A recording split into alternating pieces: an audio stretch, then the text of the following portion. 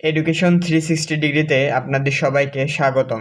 আজকের ক্লাসে আমরা একাদশ ও দ্বাদশ শ্রেণীর উচ্চতর গণিত দ্বিতীয় পত্র বইয়ের বিপরীত ত্রিকোণমিতিক ফাংশন অধ্যায়ের একটি গুরুত্বপূর্ণ সৃজনশীল সমাধান করব।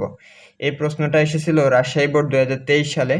আমাদের একটা ফাংশন দেওয়া আছে f(x) আর দুইটা সমীকরণ দেওয়া আছে। ক নম্বরে বলা হচ্ছে প্রমাণ করো যে tan inverse 1/3 equal half sin inverse 3/5। অর্থাৎ আমাদের এই বাম পক্ষ থেকে আমাদের ডান পক্ষ প্রমাণ করতে হবে।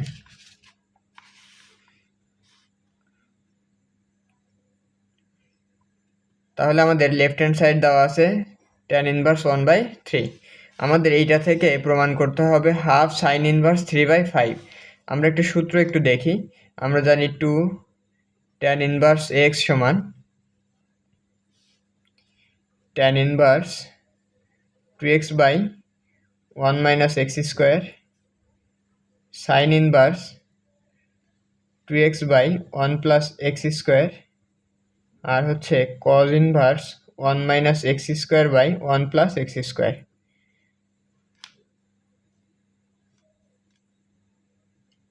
এখন এখানে আমাদের প্রমাণে আছে লেফট হ্যান্ড সাইডে আছে tan ইনভার্স 1/3 এবং রাইট হ্যান্ড সাইডে অর্থাৎ আমাদের প্রমাণ করতে হবে হাফ sin ইনভার্স 3/5। তাহলে আমরা এই 2 tan ইনভার্স x এই যে সূত্রটা আছে এটা থেকে আমরা সাইন ইনভার্সের সূত্রে কনভার্ট করব, অর্থাৎ সাইন ইনভার্সের মানে কনভার্ট করব। তাহলে আমাদের এই সূত্রে ফেলাইতে গেলে এখানে আমাদের 2 লাগবে। তাহলে আমরা এখানে কি একটা কাজ করি, হাফ নিই আর 2 নিই।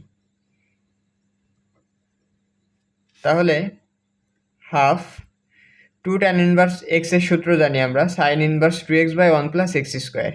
তাহলে এখানে আমরা লিখতে পারি সাইন ইনভার্স 2x, x মানে 1/3/1 + x স্কোয়ার, x স্কোয়ার মানে 1/3 তার হোল স্কোয়ার। এখানে আমাদের হাফ সাইন ইনভার্স 2/3 থাকবে। এখানে আছে 1 কে স্কোয়ার করলে হয় 1 আর 3 কে স্কোয়ার করলে 9।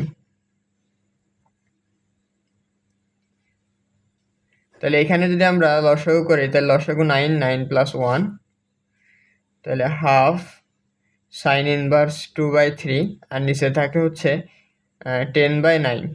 এটাকে যদি আমরা গুণ আকারে লিখি তাহলে 2/3 গুণ 9 উপরে চলে যাবে আর 10 নিচে চলে আসবে। তাহলে 2 আর 10 কাটলে হয় 5 আর 3 আর 9 কাটলে হয় 3। তাহলে হাফ সাইন ইনভার্স 3/5। এটাই কিন্তু আমাদের প্রমাণে বলছিল যে tan ইনভার্স 1/3 থেকে হাফ সাইন ইনভার্স 3/5 প্রমাণ করার জন্য। তাহলে সমান রাইট হ্যান্ড সাইড প্রুভড। এরপরে আমাদের পরবর্তী প্রশ্ন যেটা আছে খ নম্বরে বলা হচ্ছে f(x) সমান পাই হলে দেখাও যে p√1 - p square plus q√1 - q square plus r√1 - r square সমান 2pqr। তাহলে আমাদের f(x) এর মান কিন্তু দেওয়া আছে, আমরা এটা লিখব যে দেওয়া আছে f(x) সমান sign inverse p plus sign inverse q plus sign inverse r। এখন এখানে আমরা একটা কাজ করব, সেটা হচ্ছে এই sign inverse p, sign inverse q আর সাইন ইনভার্স r কে abcd ধরে নিব, abc ধরে নিব। তাহলে ধরি সাইন ইনভার্স p সমান a। তাহলে এখানে সাইন ইনভার্স p সমান যেহেতু a ধরছি, তাহলে p সাইন ইনভার্স a বসে গেলে সাইন হয়ে যাবে, অর্থাৎ সাইন a হয়ে যাবে। আবার সাইন ইনভার্স q কে আমরা b ধরবো, তাহলে এখান থেকে q সমান আমরা লিখতে পারি সাইন b। একইভাবে সাইন ইনভার্স r সমান আমরা c ধরবো, তাহলে r সমান আমরা লিখতে পারি সাইন c। এখন আমাদের প্রশ্নে বলে দিছে যে f(x) সমান কত, পাই। তাহলে f(x) মানে এইটা। তাহলে এখানে আমরা কি লিখতে পারি, এটাকে আমরা a ধরছি, এটাকে b ধরছি আর এটাকে c ধরছি, অর্থাৎ a plus b plus c সমান আমরা লিখতে পারি পাই। এটা আমরা মানটা বের করে নিলাম, আমাদের পরবর্তীতে কাজে লাগবে। এরপরে দেখো আমাদের এখানে প্রমাণে যেটা বলেছে যে এই যে এইটা সমান আমাদের দেখাইতে বলছে যে 2pqr। তাহলে আমরা লেফট হ্যান্ড সাইডটা লিখে নেব। লেফট হ্যান্ড সাইডে আছে হচ্ছে P root 1 minus P square plus Q root 1 minus Q square plus R root 1 minus R square. তাহলে আমাদের এখানে পি এর একটা মান আছে, সেটা হচ্ছে সাইন এ রুট 1 মাইনাস পির মান সাইন স্কোয়ার আছে, জন্য সাইন স্কোয়ার এ। কিউ এর মান হচ্ছে sine B root 1 minus sine square B. একইভাবে আর এর মান হচ্ছে sine C root 1 minus sine square C. এখন আমরা একটা সূত্র জানি যে sine square theta plus cos square theta সমান হচ্ছে 1। তাহলে এখান থেকে আমরা সাইন স্কোয়ার থেটা সমান লিখতে পারি 1 মাইনাস কজ স্কোয়ার থেটা, বা কজ স্কোয়ার থেটা সমান লিখতে পারি 1 মাইনাস সাইন স্কোয়ার থেটা। এখানে দেখো আমাদের 1 মাইনাস সাইন স্কোয়ার আছে, এটাকে আমরা কি লিখতে পারি, কজ স্কোয়ার এ লিখতে পারি। তাহলে সাইন এ রুট কজ স্কোয়ার এ প্লাস এখানে থাকবে সাইন বি, এটাও একই সূত্র পড়ে যাবে, তাহলে লিখতে পারি আমরা কজ স্কোয়ার বি। একইভাবে এখানে sine C root cos square C. তাহলে এই স্কোয়ার রুটে আমরা কেটে দিতে পারি। তাহলে এখানে থাকে sine A into cos A, এখানে থাকবে sine B into cos B, এখানে থাকবে হচ্ছে sine C into cos C. তাহলে এখানে দেখো আমরা একটা সূত্র জানি যে সাইন 2 এর সূত্র 2 sine A into cos A. তাহলে এই সূত্রে যদি আমরা বসাইতে চাই, এখানে দেখো আমাদের একটা সাইন এ কজ এ আছে, অতিরিক্ত একটা 2 লাগবে। তাহলে আর যদি আমরা 2 আনতে চাই তাহলে হাফ নিতে হবে আর 2 নিতে হবে। তাহলে আমরা হাফ নিলাম আর 2 দ্বারা সবগুলোকে গুণ করে দিলাম, অর্থাৎ 2 into sine A cos A plus sine B cos B plus sine C cos C. হাফটা রেখে দিলাম, এই 2টা দ্বারা সবগুলোকে গুণ করে দিলাম। তাহলে 2 sine A cos A plus 2 sine B cos B plus 2 sine C cos C. তাহলে এখানে আমাদের সূত্র পড়ে যাচ্ছে 2 সাইন এ কজ এর সূত্র সাইন 2a, এখানে পড়তেছে সাইন 2b সূত্র, এখানে সাইন 2c সূত্র। এখন এইটাকে যদি আমরা সাইন সি আর এটাকে যদি আমরা সাইন ডি এর সূত্রে ভাঙাই, তাহলে আমরা sine C plus sine D সূত্র জানি 2 sine C plus D by 2 cos C minus D by 2। তাহলে এখান থেকে আমরা লিখতে পারি sine C plus D by 2 sine C plus D by 2 into cos C minus D by 2, অর্থাৎ C মানে হচ্ছে 2a আর ডি মানে হচ্ছে 2b বাই 2। আর এখানে যে আমাদের সাইন 2c ছিল এটা রেখে দিলাম সাইন 2c। তাহলে এখান থেকে একটা জিনিস খেয়াল করি আমরা, 2 সাইন, এই উপর থেকে আমরা 2 কমন নিয়ে এটা কেটে দিতে পারি, তাহলে এখানে থাকে হচ্ছে a প্লাস বি, আর এখান থেকেও উপরের থেকে 2 কমন নিয়ে 2 কেটে দিতে পারি, তাহলে এখানে থাকে a minus B plus sine 2c। এরপরে আমরা আরেকটা সূত্র দেখব। আচ্ছা, এখানে লিখি হাফ a প্লাস বি। এখানে আমরা দেখো এখান থেকে আমরা ভাঙাইছিলাম যে a plus B plus C সমান হচ্ছে পাই। তাহলে এটা সমান যদি পাই হয়, তাহলে এখান থেকে a প্লাস বি সমান আমরা লিখতে পারি পাই মাইনাস সি। এটা আমাদের একটু বসাবো আমরা এখানে। তাহলে 2 সাইন a প্লাস বির জায়গায় লিখতে পারি C minus pi minus C, আর কস a মাইনাস বি আছে, এটা আপাতত থাক, প্লাস সাইন 2c। এখন আমরা একটা জিনিস খেয়াল করি, এখানে আমাদের আছে হচ্ছে সাইন পাইকে আমরা 2 ইন্টু পাই বাই 2 লিখতে পারি, অর্থাৎ পাই বাই 2 সহগ কত আছে, জোড়।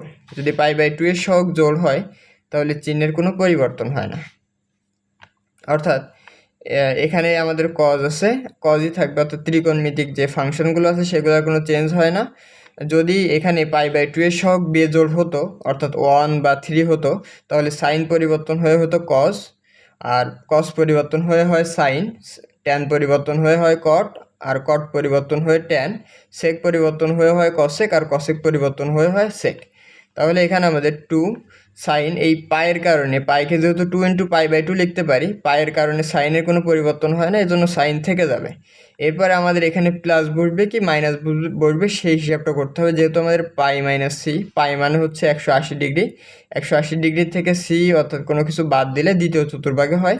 যেহেতু এখানে দ্বিতীয় চতুর্ভাগে সাইনের মান ধনাত্মক, এই জন্য এখানে শুধু সি বসে যাবে, মাইনাসটা আসবে না।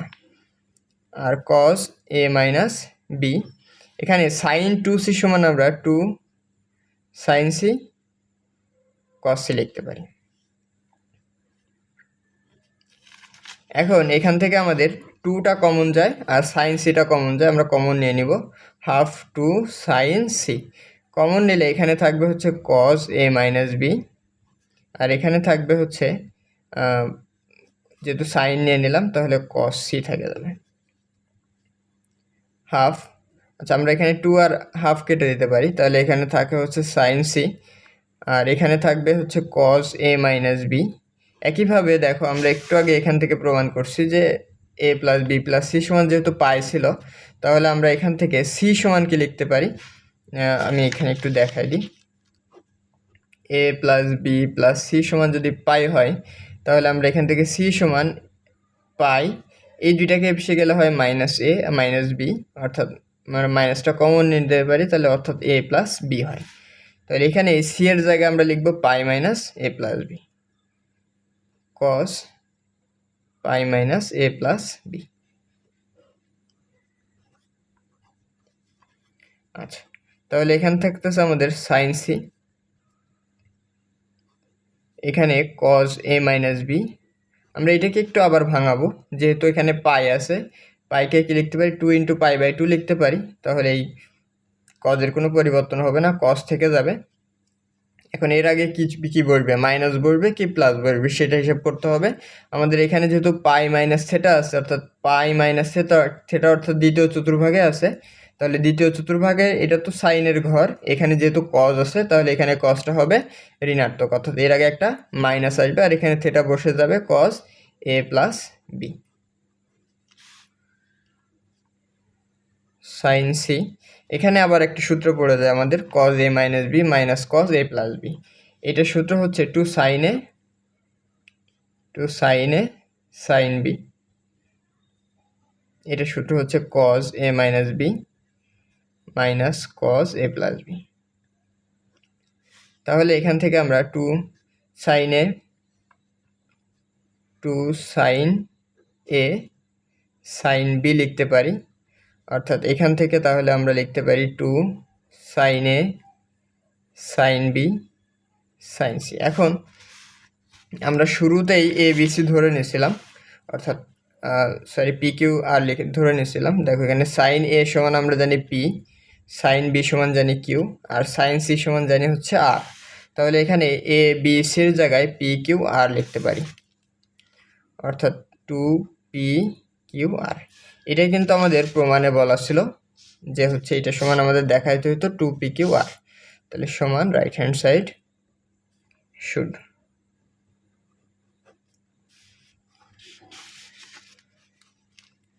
এরপরে আমাদের গ নাম্বারে বলা হচ্ছে যে সমাধান করো a/r ইকুয়াল যদি 1 হয়, এটা সমাধান করতে হবে যখন এই এক্স এর মান, অর্থাৎ এখানে এ আর আর এর ভিতরে আমাদের এক্স আছে, অর্থাৎ সমাধান করতে হবে এই এক্স এর মানটা হবে 0 থেকে বড় আর পায়ের থেকে ছোট।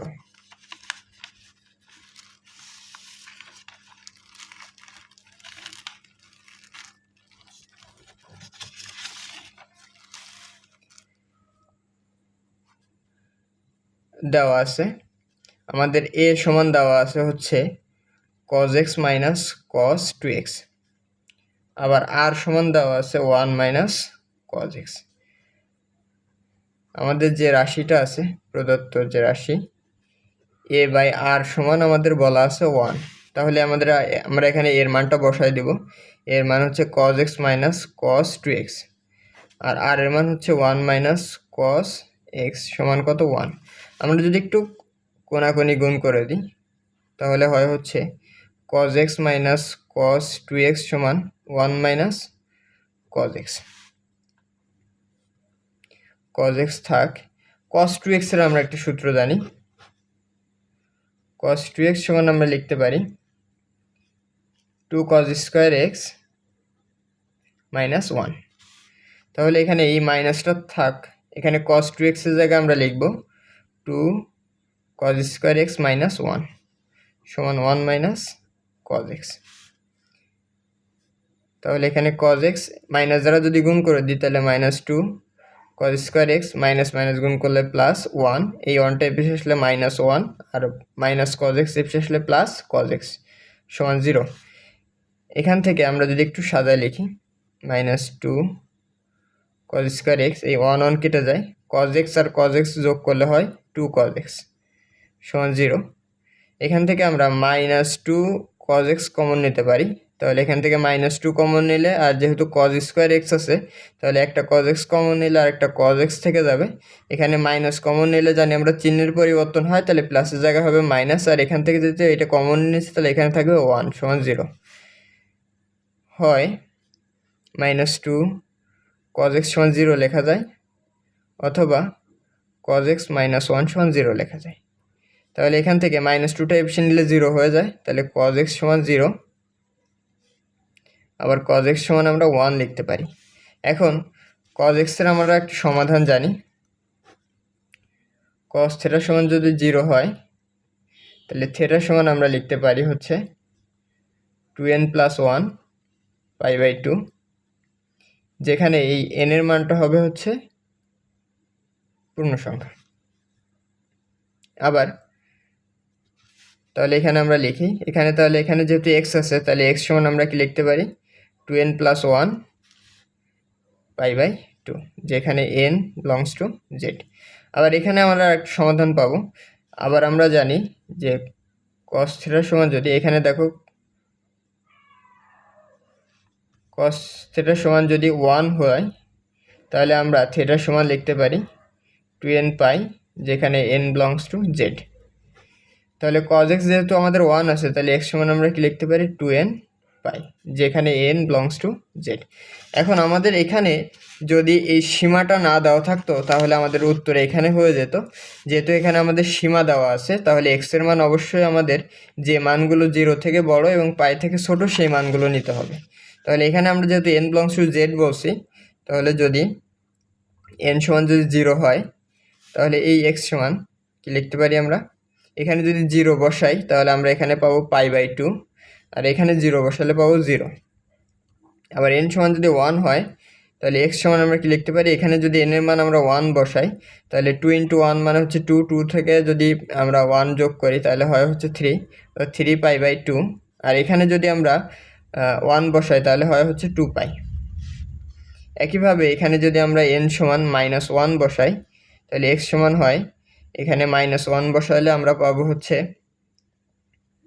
মাইনাস পাই বাই 2, আর এখানে যদি আমরা মাইনাস বসাই তাহলে পাবো মাইনাস 2 পাই। এখন আমাদের এখানে দেখো আমাদের একটা শর্ত দেওয়া আছে যে x এর মান অবশ্যই 0 থেকে বড় এবং পাই থেকে ছোট হবে। তাহলে 0 থেকে যেহেতু বড় তাহলে এই মানটা আমরা গ্রহণযোগ্য হচ্ছে না আমাদের, আবার এই মানটা পায়ের থেকে বড় হয়ে যাচ্ছে এই জন্য এটাও গ্রহণযোগ্য হবে না, এটাও পাই থেকে বড়। আর যেহেতু আমাদের নেগেটিভ মান এখানে নিতে বলে নাই তাহলে আমরা এই নেগেটিভও নিতে পারবো না। তাহলে এর পরবর্তী n ইকুয়াল যদি 2 নিই 3 নিই 4 নিই যাই নিই না কেন অবশ্যই এগুলা কি হবে, এগুলা হচ্ছে 0 থেকে পাই বাই 0 থেকে হচ্ছে পায়ের রেঞ্জের ভিতরে আসবে না, অর্থাৎ পাই থেকে বড় হয়ে যাবে। এই জন্য আমরা এখানে কি করব, আমাদের সমাধান শুধুমাত্র এই একটাই নিতে পারবো যেটা হচ্ছে পাই বাই 2, যেটা হচ্ছে 0 থেকে পায়ের ভিতরে আছে, অর্থাৎ নির্ণেয় সমাধান x সমান আমরা লিখতে পারি পাই বাই 2। তো আজকে ক্লাস এই পর্যন্তই, আগামী ক্লাসে দেখা হবে ইনশাল্লাহ। সে পর্যন্ত সবাই ভালো থাকুন, আল্লাহ হাফেজ।